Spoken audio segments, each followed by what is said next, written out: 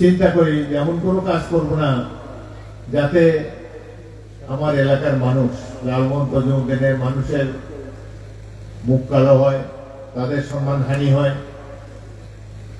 এবং সারা দেশে তাদের জন্য কলঙ্ক ছড়িয়ে পড়ুক, এই ধরনের কোনো কাজ আমি করি নাই। দীর্ঘ 40 বছর যাবৎ রাজনীতি করি। রাজনীতি যারা করে দোষে গুণে মানুষ অনেক ভুলভ্রান্তি তাদের হতে পারে, অজান্তে আমিও ভুলভ্রান্তি করে থাকতে পারি, কিন্তু জ্ঞাতসারে কোন অন্যায় করি নাই, দুর্নীতি করি নাই, অপকর্ম করি নাই এবং সাধারণ মানুষের হক কখনো মেরে খাই নাই। অথচ গত 3টি নির্বাচন যারা বিনা ভোটে, দিনের ভোট রাতে করে একদিন আগেই সিল মেরে যারা জনপ্রতিনিধি হিসাবে নির্বাচিত হয়ে গিয়েছিল, তাদের পরকালে তো যা হবে হবেই, আল্লাহ রাব্বুল আলামিন তো এদেরকে নিজের হাতেই শাসন করবেন। ইহকালেও তারা সেই অন্যায়ভাবে অর্জিত সম্পদ ভোগ করতে পারবে না। এখন হিসাব কিতাবের পালা শুরু হয়ে গিয়েছে। আমরা আশা করব বর্তমানে যে একটি নিরপেক্ষ তত্ত্বাবধায়ক সরকার, অন্তর্বর্তীকালীন সরকার প্রতিষ্ঠিত হয়েছে, এরা যেন ন্যায় বিচার করে যায়। যারা বাংলাদেশের মানুষের অর্থ সম্পদ লুণ্ঠন করেছে, জনগণের হক নষ্ট করেছে, সমাজে বিশৃঙ্খলা করেছে, যারা এই লালমোহনে আগে মাদক কিছু ছিল না, 2006 সালের পর থেকে এখানে মাদক আমদানি হয়েছে, যুবকদের চরিত্র নষ্ট করেছে, এদের যেন উপযুক্ত বিচার হয়, এটা আমরা বর্তমান সরকারের কাছে দাবি করছি। আপনারা দেশের অবস্থা সম্পর্কে সবই জানেন। আমাদের দেশটি মানুষ, ধর্মপ্রাণ মানুষ, অধিকাংশ মানুষ ইসলাম ধর্মের অনুসারী। আমি আল্লাহর রহমতে 2বার হজ করতে পেরেছি। একবার সৌদি বাদশার দাওয়াতে গিয়েছিলাম আমি এবং তৎকালীন কৃষিমন্ত্রী মৌলানা মতিউর রহমান নিজামী এবং রাষ্ট্রপতি জনাব বদরুদ্দোজা চৌধুরী। আমাদের 3 জনকে সৌদি সরকার 2002 সালে আমন্ত্রণ জানিয়েছিল। সেই পবিত্র হজ করার তৌফিক আল্লাহ দিয়েছেন। ইসলাম ধর্মের যে সকল ঐতিহাসিক স্থানসমূহ, বদরের যুদ্ধ, উহুদের যুদ্ধ, এইসব যুদ্ধ যেখানে হয়েছে সেগুলা নিজ চোখে দেখার সুযোগ হয়েছে এবং সৌদি বাদশার সহায়তায় দাক্ষিণে অনেক আরামের সাথে হজটি করতে পেরেছিল। হজ করে ফিরে আসার পর মনে হলো যে এটা সরকারি খরচে হজ করেছি, এটা আল্লাহ কবুল করে কিনা মনে একটা সন্দেহ জেগে গেল। পরের বার নিজের খরচে, নিজের উদ্যোগে সাধারণ আম জনতা যেভাবে হজ করে সেভাবে গিয়েছি। আগের বার তাঁবুর মধ্যে ল্যাট্রিন ছিল, এয়ার কন্ডিশন ছিল, ফ্রিজের মধ্যে অনেক খাবার দাবার ছিল। পরের বার যখন গিয়েছি লম্বা লাইন টয়লেটে, সেই লাইনের শেষ প্রান্তে দাঁড়িয়েছি, নিজের ব্যাগ বস্তা কাঁধে করে নিজেই তৈরি করেছি, দীর্ঘ পথ পায়ে হেঁটেছি, মুজদালিফা, আরাফা, বিভিন্ন জায়গায় যেখানে হাজার হাজার লক্ষ কোটি হাজিরা যেভাবে হজ করে সেইভাবে সাধারণ মানুষের কাতারে থেকেই হজ পালন করেছি এবং আমার মনে বিশ্বাস হয়েছে আল্লাহ রাব্বুল আলামিন নিশ্চয়ই এই পাপী গরিব বান্দার নিশ্চয়ই হজকে কবুল করে নেবেন। সেই ইসলাম ধর্ম যে কত মহান ধর্ম, সৌদি আরবে এবং পবিত্র মক্কা মদিনায় যাওয়ার পর সেটি অনুভব করার সুযোগ আমার হয়েছে। ইসলাম ধর্ম এমন একটি ধর্ম যার সাথে অন্য কোনো ধর্মের কোনো মিল নাই। এখানে ধর্ম সম্পর্কে বলার যোগ্যতাও আমার নাই। এখানে অনেক দিনী আলেম ওলামায়ে কেরাম তারা রয়েছেন, তারা আপনাদেরকে বলবেন। কিন্তু আমি সাধারণ মানুষ হিসেবে যেটা লক্ষ্য করেছি, এই যে প্রায় 1500 বছর আগে এই ধর্ম আল্লাহ রাব্বুল আলামিন নাযিল করেছেন একটি অশিক্ষিত বর্বর জাতির উপরে, যারা কন্যা সন্তান হলে তাদেরকে বালিতে কবর দিয়ে দিত, সাথে সাথে যেখানে খুন, জখম, রাহাজানি, লুটপাট নিত্যদিনের ব্যাপার ছিল। একজন ব্যক্তি হযরত মুহাম্মদ সাল্লাল্লাহু আলাইহি ওয়াসাল্লামের মাধ্যমে তিনি যে দ্বীন-ই ইসলাম কায়েম করার জন্য হযরত জিবরাইলের মাধ্যমে যে ওহী পাঠিয়েছেন, এটি সারা বিশ্বকে পরিবর্তন করে দিয়েছেন। যখন জিবরাইল প্রথম এসে রাসূলুল্লাহ সাল্লাল্লাহু আলাইহি ওয়াসাল্লামকে বললেন, পড়ো পড়ো তোমার প্রভুর নামে, যিনি এই বিশ্ব ব্রহ্মাণ্ড সৃষ্টি করেছেন। আমাদের রাসূলুল্লাহ ছিলেন নিরক্ষর, পড়ালেখা জানতেন না। তিনি সরলভাবে বললেন, আমি তো পড়তে জানি না। তখন হযরত জিবরাইল তাকে আলিঙ্গন করলেন, শক্তভাবে আলিঙ্গন করলেন, এবং এই আলিঙ্গনের মাধ্যমে তার শরীরে দিব্য জ্ঞান সঞ্চারিত হল, এবং আল্লাহ তাকে পৃথিবীতে নিরক্ষর করে পাঠিয়েছেন। এইসব জাগতিক ভুলে ভালে পড়া শিক্ষা তাকে দিতে চান নাই। ঐশ্বরিক শিক্ষা আল্লাহ রাব্বুল আলামিনের কাছ থেকে সরাসরি যেটা আসবে সেটা দিয়েই তাকে তিনি সমৃদ্ধ করেছেন, এবং তাকে দিয়েই ইসলামের মতো একটি মহান ধর্ম পরিচালনা করেছেন। এই ধর্ম এত দ্রুত গতিতে মানুষের মন জয় করে, সারা পৃথিবীতে ছড়িয়ে পড়ে, অকল্পনীয়। কোন ধর্মের এইভাবে দ্রুত প্রসার হয়নি। আজকে আমরা জ্ঞান বিজ্ঞানের যুগে, যখন ইউরোপ আমেরিকার বড় বড় বিজ্ঞানী পণ্ডিত তাদের লেখা পড়ি, তাদের আবিষ্কার দেখি, আমাদের দেশের মানুষ কল্পনা করতে পারে না এইসব আবিষ্কার করেছে মুসলিম মনীষীরা ১৫০০ বছর আগে। আমি স্পেনে গিয়েছিলাম কয়েক বছর আগে। ইউরোপের অত্যন্ত সমৃদ্ধ একটি রাষ্ট্র। এই স্পেন ৭০০ বছর মুসলমানদের অধীনে ছিল। এত বড় একটা শক্তিশালী উন্নত জাতি ৭০০ বছর মুসলমানরা শাসন করেছে, জ্ঞানী বিজ্ঞানে সমৃদ্ধ করেছে। আমাদের বিজ্ঞানে যে অ্যালজেব্রা আছে, জ্যোতির্বিজ্ঞানে যে সকল বিষয় আছে, এগুলো সবকিছু মুসলমান মনীষীরা আবিষ্কার করে গিয়েছেন, যখন ইউরোপ আমেরিকার সাধারণ মানুষরা কল্পনা করতে পারে না। সেই সব জিনিস মুসলমানরা বহু বছর আগে, আরব দেশের মুসলমানরা সেটি আবিষ্কার করে দিয়েছেন। ইসলাম হলো সাম্যের ধর্ম, সকল মানুষ সমান। মসজিদে কে কার পাশে দাঁড়ায় এটা কেউ দেখে হিসাব করে না। রাজার পাশে তার চাকরও দাঁড়াতে পারে, বাদশার পাশে সিপাহীও দাঁড়াতে পারে, ধনীর পাশে দরিদ্র ব্যক্তি দাঁড়িয়ে আল্লাহ নামাজ আদায় করতে পারে। এই যে সমতা, এই যে সাম্যের বাণী, প্র্যাকটিক্যালি আর কোন ধর্ম এইভাবে উপস্থাপন করতে পারে না। ইসলাম ধর্মের মূল বাণী হলো ঈমান। আমি ৫ বার খালি কপাল ঢুকলাম, আর বাইরে এসে সুদ খেলাম, এটা করলাম, অপকর্ম করলাম, মিথ্যা কথা বললাম, মানুষের উপর অত্যাচার করলাম, জমি দখল করলাম, আর ইবাদত বান্দেগী আল্লাহ তাআলা কবুল করবেন না। সেটা বলাই আছে কোরআন এবং হাদিসে, পুঙ্খানুপুঙ্খভাবে বলা আছে। মনে প্রাণে ইসলামের সৈনিক হতে হবে। সুতরাং মানবতার ধর্ম ইসলাম। আমরা ইসলাম ধর্মের মর্মবাণী উপলব্ধি করতে হবে। ঈমানের প্রথম কথা হলো যে তাকওয়া, আল্লাহ ভীতি, আল্লাহর প্রতি অকৃত্রিম বিশ্বাস, আল্লাহর প্রতি পুরোপুরি অনুগত্য। এটার মধ্যে কোনো খাদ যার থাকবে সে মুসলমান ধর্মের অন্তর্ভুক্ত হতে পারবে না। আল্লাহ রাব্বুল আলামিন বহু নবী রাসূল পৃথিবীতে বিভিন্ন সময় পাঠিয়েছেন, সকলেই আল্লাহর প্রতি আনুগত্য স্বীকার করেই ধর্ম প্রচারে নেমেছেন। তাদের ঈমানের মধ্যে কোনো খাদ ছিল না। আমাদের জাতির পিতা হযরত ইব্রাহিম আলাইহিস সালাম, ইব্রাহিম খলিলুল্লাহ, আল্লাহর বন্ধু ছিলেন তিনি। তার জীবন, আচরণ, দৈনন্দিন সবকিছুই ছিল আল্লাহর উদ্দেশ্যে নিবেদিত। আল্লাহর প্রতি বিশ্বাসে কোনো খাদ তার মধ্যে ছিল না। তাকে বাদশাহ নমরুদ ইসলাম ধর্ম প্রচারে বাধা দিলেন, এবং ইসলাম ধর্ম প্রচারের শাস্তির জন্য তাকে আগুনের কুণ্ডে, অগ্নিকুণ্ডে নিক্ষেপ করা হলো।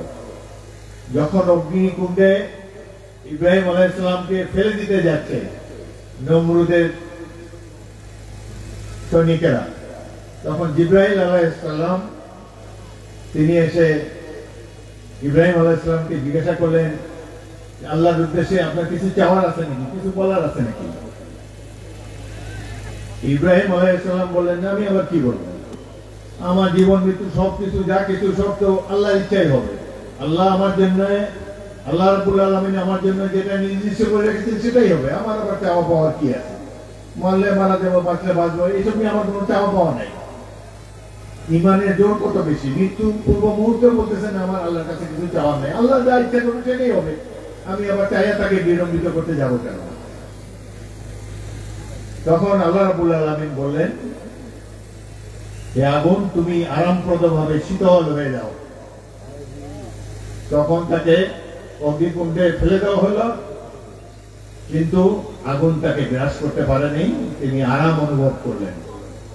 তো মৃত্যুর পূর্বক্ষণেও যারা একমাত্র আল্লাহর উপরে বিশ্বাস স্থাপন করে থাকেন তারাই তো নবী রাসূল, তারাই তো যুগে যুগে এসে পৃথিবীর মানুষকে শিক্ষা দিয়েছেন, তাদেরকে ধর্মের পথে এনেছেন।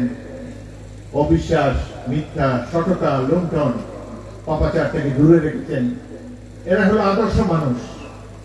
এই ধরনের মানুষদের মধ্যে সর্বশ্রেষ্ঠ হলেন আমাদের প্যারা নবী হযরত মুহাম্মদ সাল্লাল্লাহু আলাইহি ওয়াসাল্লাম। নবীদের মধ্যে শ্রেষ্ঠ, সবার উপরে।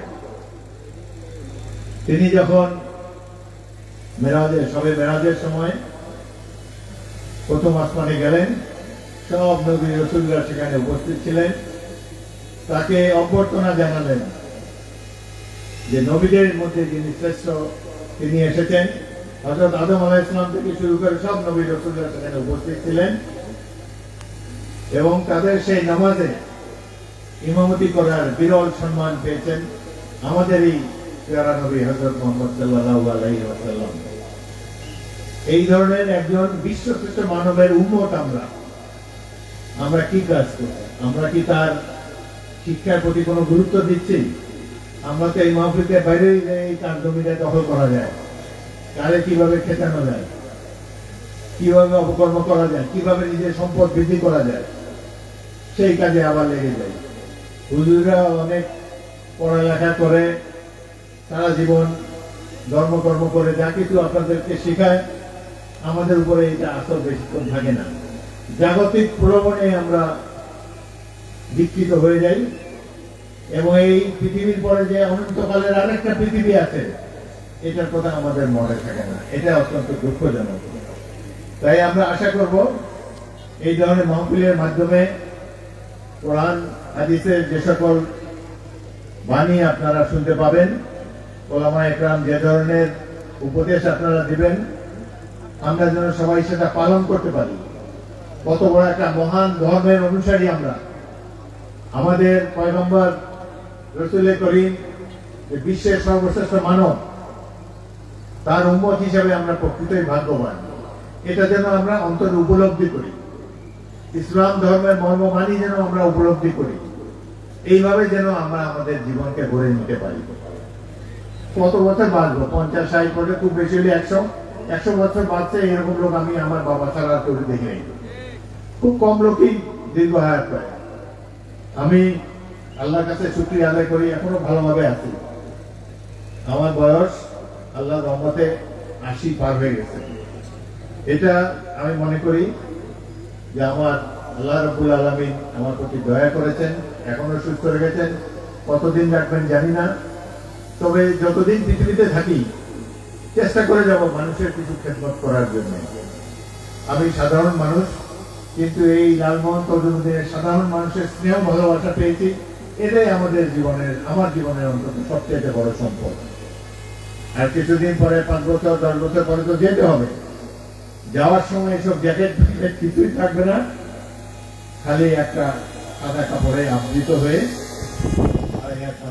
যেতে হবে এবং তখন শুরু হবে পৃথিবীতে কি কর্মকাণ্ড আমি করেছি তার হিসাব কিতাব নেওয়া শুরু হয়ে যাবে।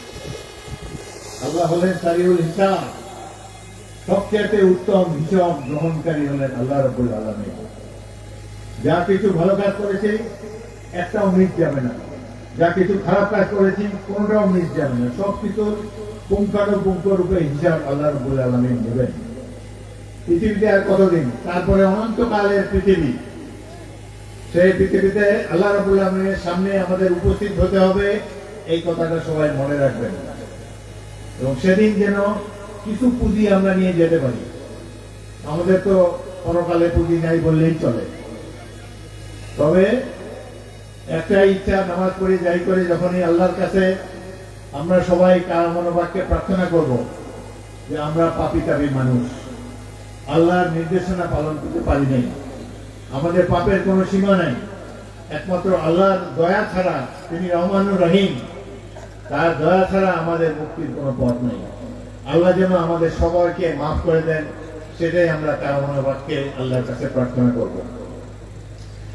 এই দেশে বর্তমানে যে অবস্থা চলছে, এই দেশে সবচেয়ে বড় গুন্ডা যেটা, সবচেয়ে বড় অপরাধী, সবচেয়ে বড় দুর্নীতিবাদ, তার সম্মান দেখি সবসময় বেশি।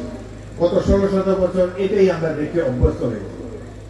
সমাজে যেটা লম্পট, বদমাইশ, চুরি করে, রিক্সা ভাড়ার পয়সা ছিল না, হঠাৎ করে দেখি হাজার হাজার কোটি টাকার মালিক। কিছু কিছু ছাত্র আছে রাজনীতি করে, তারা হাজার কোটি টাকার মালিক, বিদেশে পাঠাই দিচ্ছেন। এইভাবে যে দেশকে লুণ্ঠন করে গেল, এদের জন্য আল্লাহ তাআলা নিশ্চয়ই শাস্তির ব্যবস্থা করছে।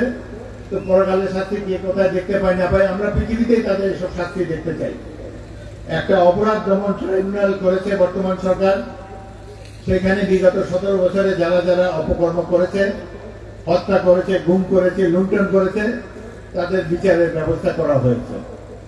কিন্তু দেখা যায় যে নানা রকমের আইন কানুনের ফাঁকে এখন পর্যন্ত বড় বড় অসংখ্য যারা, তাদের বাংলাদেশে কোনো শাস্তি ভোগ করতে হয়নি। তাদের ধন সম্পদ, পরিবার পরিজন, এই লুণ্ঠনের সম্পদ দিয়ে বহাল তবিয়তে দেশে বিদেশে, ইউরোপ আমেরিকাতে সব জায়গায় তারা বসবাস করে যাচ্ছে। এখন একটা সময় এসেছে আমাদের সবাইকে, ধর্মকর্ম তো অবশ্যই করবেন, কিন্তু দেশের জন্য মায়া মহব্বত আপনাদের মনে যেন থাকে। এই দেশটা 1971 সালে যুদ্ধ করে আমরা স্বাধীন করেছি। সেনাবাহিনীর তরুণ ক্যাপ্টেন ছিলাম। পাক বাহিনী যখন নিরীহ মানুষের উপরে ঝাঁপিয়ে পড়েছিল, গুলি করে বহু মানুষকে হত্যা করেছে, আমরা যারা সৈনিক ছিলাম, আমরা পাকিস্তান বাহিনী থেকে বিদ্রোহ করে অস্ত্র নিয়ে এই হারমাত বাহিনীর মোকাবেলা করেছি। দেশের সাধারণ মানুষ, বিশেষ করে তরুণ ছাত্ররা আমাদের সংগ্রামে যোগ দিয়েছে। স্কুল, কলেজ, মাদ্রাসার সব শিক্ষা প্রতিষ্ঠানের ছাত্ররাই এসে আমাদের বাহিনীতে যোগ দিয়েছে। 9 মাস যুদ্ধের পর এই দেশটিকে আমরা স্বাধীন করতে সক্ষম হয়েছি। আল্লাহ রাব্বুল আলামিন আমাদেরকে বিজয় দিয়েছেন। কিন্তু দুঃখের সাথে লক্ষ্য করেছি, স্বাধীনতার অবহিত পর থেকেই এই দেশে অনিসলামিক কর্মকাণ্ড চলেছে, দুর্নীতি বৃদ্ধি পেয়েছে, গণতন্ত্রকে কবর দেওয়া হয়েছে, সব রাজনৈতিক দলকে নিষিদ্ধ করে একটি দলীয় রাজনীতি চালু করা হয়েছে এবং মানুষের কষ্টের কোনো সীমা ছিল না। এই সময়ে দুর্বৃত্তদের উত্থান হয়েছে। সমাজের সবচেয়ে বড় বাটপাট, দুর্নীতিবাজ, মদখোর, এসব অসভ্য সমাজ বিরোধী যারা ছিল, হঠাৎ করে এরাই নেতা হয়ে গেল। এরা আবার গত 16 বছরও দেখলাম পড়ালেখা নাই, জীবন কোনোদিন ভালো কাজ করে নাই, দুর্বৃত্ত, মাসলম্যান, ভোট কেন্দ্র দখল করতে পারবে, লোকজনের উপরে হামলা করতে পারবে। এই হারমাত বাহিনী এদেরকে জনপ্রতিনিধি বানিয়ে দিয়েছে সারা দেশে। আজকে একে একে 16 বছর পর তাদের কীর্তি কাহিনী বের হয়ে আসছে। দেখা যাচ্ছে যে এরা হাজার হাজার কোটি টাকার মালিক এবং এই টাকা দেশের অর্থ সম্পদ লুট করে তারা নিজেদের ভাগ্য করেছে। এদের যদি শাস্তি এই আল্লাহ রাব্বুল আলামিন যখন দিবেন, পৃথিবীতেই আমরা এদের একটা শাস্তি বিধান হোক, এটা আমরা দেখতে চাই। এখন আপনাদের আমাদের সকলের দায়িত্ব, এতদিন আপনারা ভোট দিতে পারেন নাই। গত 2018 সালের নির্বাচনে আমি 6 বারের এমপি আসছি ইলেকশন করতে, পুলিশ এসে আমার বাসাটা ঘিরে রাখলো, বাইরে হতে পারলাম না। পরে 15 দিন ইলেকশনের দিনও বেরোতে পারলাম না। এই স্বাধীন বাংলাদেশ আমরা যুদ্ধ করে স্বাধীন করেছি, যুদ্ধে আহত হয়েছি, রক্ত দিয়েছি এই দেশের জন্য। প্রার্থী হয়ে নিজের ভোটটা পর্যন্ত দিতে পারেন নাই, এমনই একটি দুঃশাসন এই দেশে কায়েম করেছিল। কিন্তু আল্লাহ তাআলা একজন আছেন, তার বিচার কেউ পার হয়ে যেতে পারবে না। এবং আল্লাহ তাআলা ইজ্জত দেওয়ার মালিক, ইজ্জত কেড়ে নেওয়ার মালিক আল্লাহ রাব্বুল আলামিন।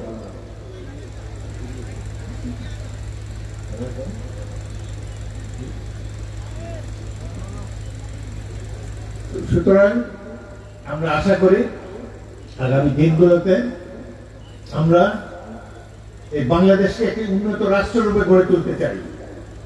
আপনারা সমাজ বিনির্মাণে নিজেরা অংশগ্রহণ করবেন।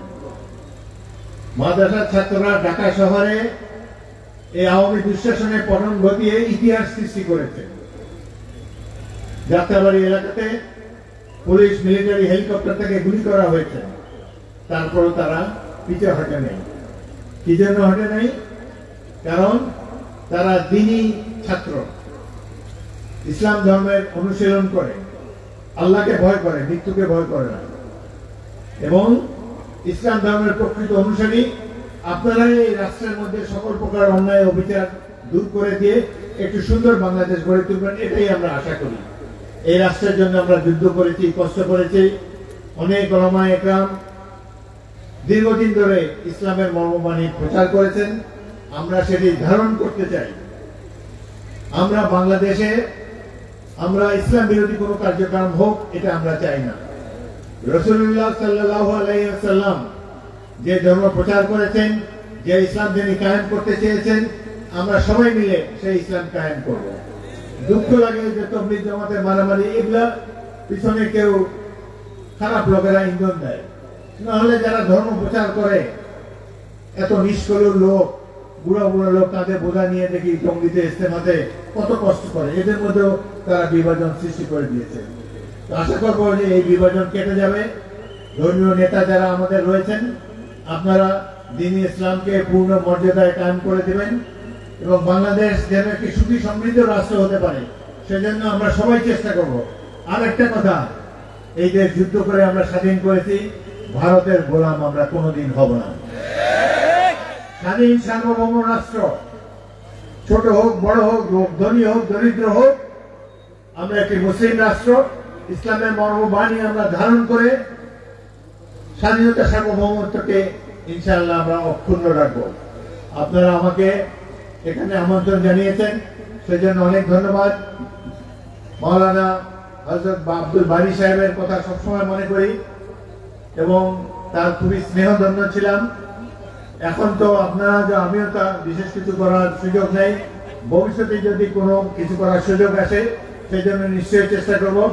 আজকে আমি আমার তহবিল থেকে ক্ষুদ্র সামান্য 50,000 টাকার একটি অনুদান ঘোষণা করে যাচ্ছি। দোয়া করি এই প্রতিষ্ঠান আরো সুন্দর হোক, এই প্রতিষ্ঠানে যারা পড়ালেখা করে তাদের জীবন যেন সুন্দর হয়, এটা কামনা করে আপনাদের কাছে দোয়া চেয়ে বিদায় নিচ্ছি। আল্লাহ হাফেজ। বাংলাদেশ জিন্দাবাদ। সবাইকে অসংখ্য ধন্যবাদ, অসংখ্য মোবারকবাদ।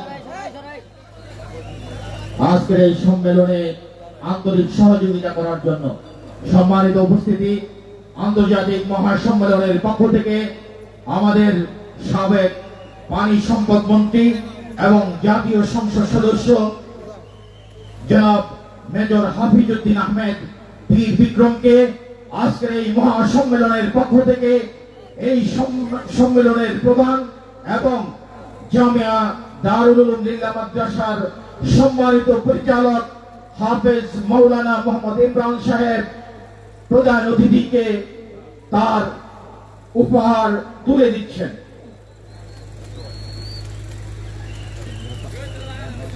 এখন উপহার দিচ্ছেন জনাব মোহাম্মদ শফিকুল ইসলাম বাবুল পঞ্চায়েত সাহেবকে।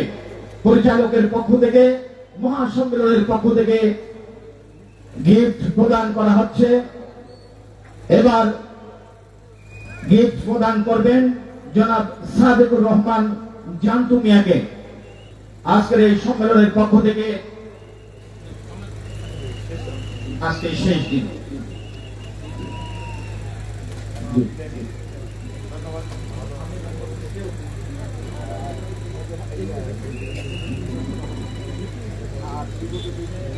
সম্মানিত উপস্থিতি, আপনারা যারা যেখানে দাঁড়িয়ে আছেন, আমি ইসলামী মহাসম্মেলনের পক্ষ থেকে সকলকে আন্তরিক অভিনন্দন জানিয়ে সুন্দরভাবে সুশৃঙ্খলভাবে বসে যাওয়ার জন্য বিনীতভাবে অনুরোধ করছি।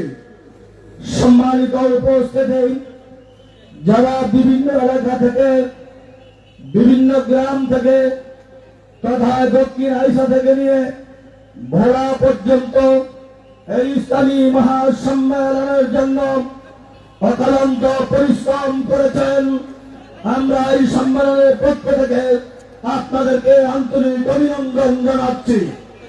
আপনারা যারা কুপন গ্রহণ করেছেন, আপনাদেরকে যাদেরকে আমরা কুপন দিয়েছি, এই সম্মেলনে আমাদের ব্যাপক অর্থ ব্যয় হচ্ছে। মেহেরবানি করেন আপনারা আমাদের আপ্যায়ন কক্ষে আপনাদের অনুদানগুলো জমা দেওয়ার জন্য বিনীতভাবে অনুরোধ করছি। এবং যারা স্বেচ্ছাসেবক বৃন্দ আছেন, সতর্কতার সাথে আমাদের প্রশাসনের সকল ভাইদের সহযোগিতায় সর্বাত্মক সহযোগিতা করার জন্য সম্মেলনের পক্ষ থেকে আন্তরিক অভিনন্দন জানাচ্ছি। সম্মানিত উপস্থিতি, আমাদের মাঝ থেকে বিদায় নিয়েছেন আমাদের প্রধান অতিথি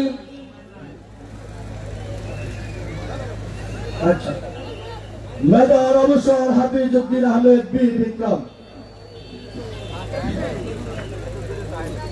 এখন গুরুত্বপূর্ণ নসিহত পেশ করবেন বিশিষ্ট আলেম দ্বীন শাইখুল হাদিস আল্লামা আজিজুল হক।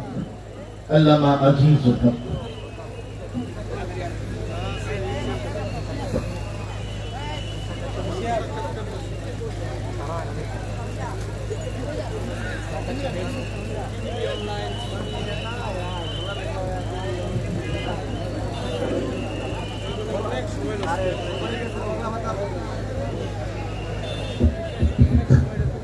السلام عليكم ورحمة الله وبركاته.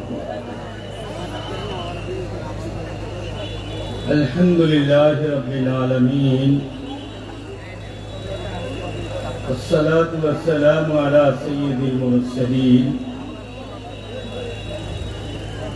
وعلى آله وصحابه أجمعين. أما بعد، فأعوذ بالله من الشيطان الرجيم. بسم الله الرحمن الرحيم. اقرأ باسم ربك الذي خلق، خلق الإنسان من علق، اقرأ وربك الأكرم الذي علم بالقلم، علم الإنسان ما لم يعلم. صدقت يا رب العالمين، وصدق نبيك الأمي الكريم، ونحن على ذلك لمن الشاهدين والشاكرين. الحمد لله رب العالمين. মরহুম মাওলানা আব্দুল বারী রহমতুল্লাহ আলাইহি কর্তৃক প্রতিষ্ঠিত জামিয়া দারুল উলুম লিল্লাহ মাদ্রাসা কর্তৃক আয়োজিত দুদিন ব্যাপী ৬৫ সালা দস্তারবন্দি ইসলামী महासम्मेलनेर सदर मोहतरम काबिल एहतराम हजरात उलमाए किराम, अजीज तालिबान उलूम नबूवत, मोहतरम हाज़िरीन, इमाम बुखारी रहमतुल्लाह अलैह তিনি বুখারী শরীফ সংকলন করেছেন। বুখারী শরীফের 2টা খণ্ড, এই 2 খণ্ড মিলে 1129 পৃষ্ঠা। ইমাম বুখারী রাহমাতুল্লাহ আলাইহি তিনি বুখারী শরীফের মধ্যে বাব অনুচ্ছেদ পরিচ্ছেদ আনছেন 3890 এবং কিতাব পর্ব এনেছেন 95টা। এই 3890টা অনুচ্ছেদের প্রথম অনুচ্ছেদ বুখারী শরীফের প্রথম পৃষ্ঠা, প্রথম খণ্ড, প্রথম পৃষ্ঠা, প্রথম লাইন, বাবুন